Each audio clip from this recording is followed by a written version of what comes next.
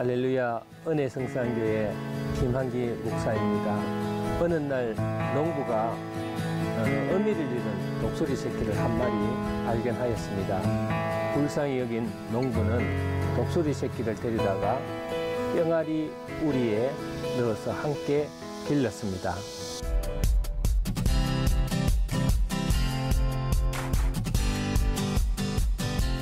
시간이 흘러 병아리는 닭의 모습으로 변했고 독수리는 독수리의 모습으로 자랐습니다. 하지만 독수리는 자신이 독수리라는 사실을 깨닫지 못했습니다. 어느 날 하늘을 유유히 날고 있는 낯선 멋진 독수리를 보았습니다. 하늘에 날고 있는 독수리가 자신의 동족이란 것을 꿈에도 알지 못하는 그 독수리는 두려움과 부러움이 섞인 눈으로 독수리를 바라보면서 탄식을 했습니다. 아, 나도 저들처럼 참으로 한 번이라도 저렇게 멋진 모습으로 날아봤으면 소원이 없겠다. 여러분, 이 독수리 안에 들어있는 닭이 바로 우리들이 안고 있는 문제의식이라고 봅니다. 분명히 멋지게 날 수 있는 하나님의 고귀한 자녀임에도 불구하고 날개를 한번 펴볼 생각조차도 하지 못하고 세상 무리에 섞여 살아가는 우리들입니다. 그것은 독수리 안에 있는 부정적인 정체성이 끊임없이 너는 닭이야, 그러니 절대로 날 수 없어라고 속삭이면서 자꾸 구부러지고 부정적인 시각으로 세상을 바라보게 합니다. 세상 무리에 섞여 살아가면서 형성된 우리들의 부정적인 정체성의 결과라고 할 수가 있지요.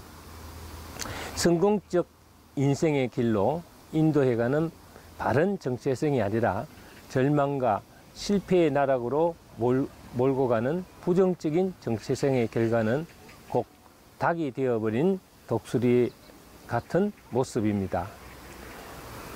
우리가 회복해야 할 것은 나는 하나님의 고귀한 자녀라는 정체성입니다. 우리 안에 잘못되어 있는 닭의 모습을 몰아내고 독수리로서의 자기 정체성을 찾아 더 넓은 하늘을 자유롭게 날아다닐 수 있는 하나님의 자녀로서 고귀함을 찾는 것입니다. 이것이 바로 회복의 시작입니다. 그래서 영성훈련에서 가장 중요하게 다루는 부분이 자기 발견입니다. 자기의 정체성을 확실히 아는 것, 나는 누구인가, 나는 어떤 사람인가 하는 것입니다. 이때 부정적인 자아상을 가졌다면 부정적인 열매를 맺을 것이고, 긍정적인 자아상을 가졌다면 아름다운 열매를 맺을 수 있을 것입니다. 우리를 향한 하나님의 목적은 풍성하고 아름다운 삶의 열매를 맺는 것입니다. 그러나 때로는 삭도 틔우지 못하는 생명 없는 열매도 있습니다. 무엇이 이런 현상을 만드는 것일까요?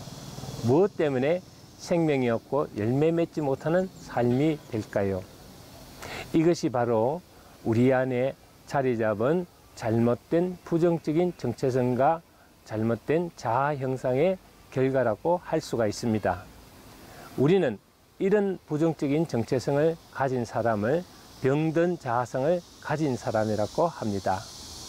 자아상이 원만한 사람은 삶 속에서 긍정적인 모든 기능을 다 발휘하여 좋은 열매를 많이 맺을 수 있습니다.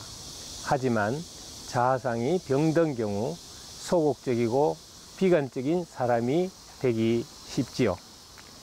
이런 사람은 항상 돈이 없고 학벌이 없고 배경이 없고 사람을 잘못 만났다는 것이 핑계와 책임 전가를 하는 것으로 욕구불만의 사람이 되기 쉽습니다. 자기 스스로 개발하고 자립하고 향상시키는 일을 등한시하여 결국 아무것도 하지 못하는 무기력한 상태에 빠지는 경우가 많습니다. 이렇듯 자기의 정체성과 자아성은 우리의 행동과 태도를 지배하고 우리들의 삶의 향방을 결정하는 중요한 계기가 되지요.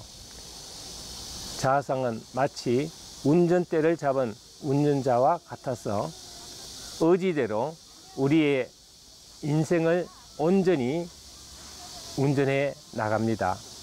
비행기가 목적지에 도착하려 하면 반드시 항로를 따라가야 하듯이 성공적인 인생을 사는 데는 바른 정체성과 올바르게 운행할 수 있는 건강한 자아상이 필요합니다. 이 자아상은 성장 과정에서 특히 어린 시절 특별한 경험을 통해서 우리 마음속에 자리를 잡게 됩니다. 교회에 출석하는 청년 중에 자기는 아주 못생겼다는 병든 자아상을 가진 사람이 있었습니다. 그는 못생겼다는 열등감에 빠지게 된 것이 중학교 2학년 때 몰래 엿듣게 된 이야기 때문이라고 했습니다.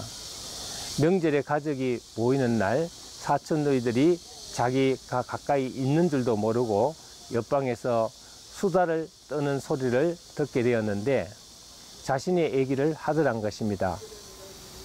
청년을 지침하면서 누굴 닮아서 저렇게 못생겼는지 몰라. 저렇게 못생겼으니 여학생들이 따르기나 하겠어 하며 깔깔대는 그 소리를 듣는 순간 그 청년은 열등감과 상실감이 생겨버렸습니다.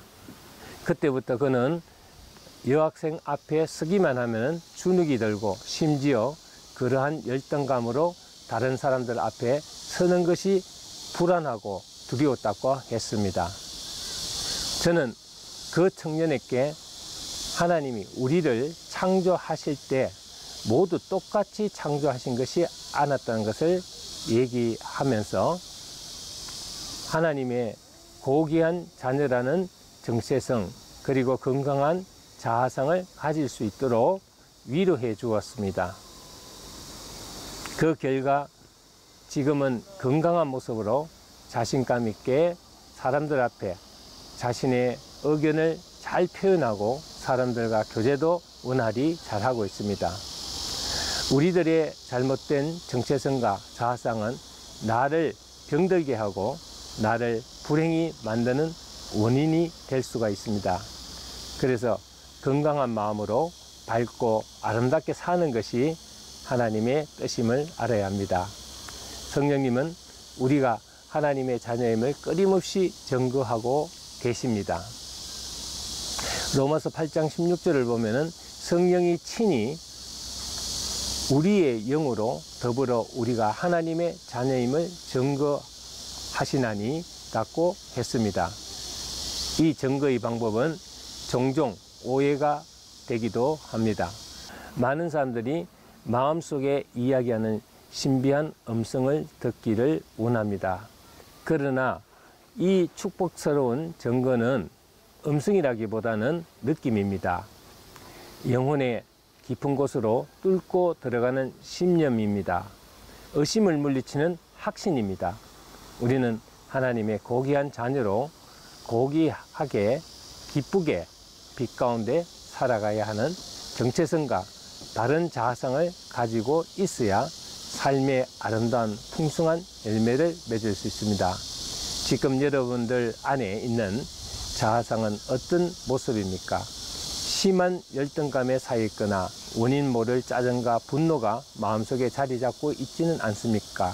그렇다면 잘못된 정체성과 자아상이 자리를 잡고 있는 것입니다.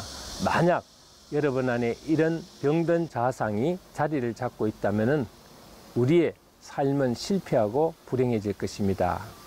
이제 우리는 하나님의 고귀한 자녀라는 정체성과 바르고 건강한 자아성으로 행복하게 살아야 합니다. 그렇지 않으면 끝내 자신의 정체성을 모르고 자기 자아의 병든 부분을 치유하지 못하면 죽는 날까지 혼돈과 번민 속에 헤매다가 불행한 삶으로 마감할 것입니다. 건강한 정체성과 자아상으로 행복한 열매를 맺는 여러분이 되시기를 주의 이름으로 축원합니다. 감사합니다.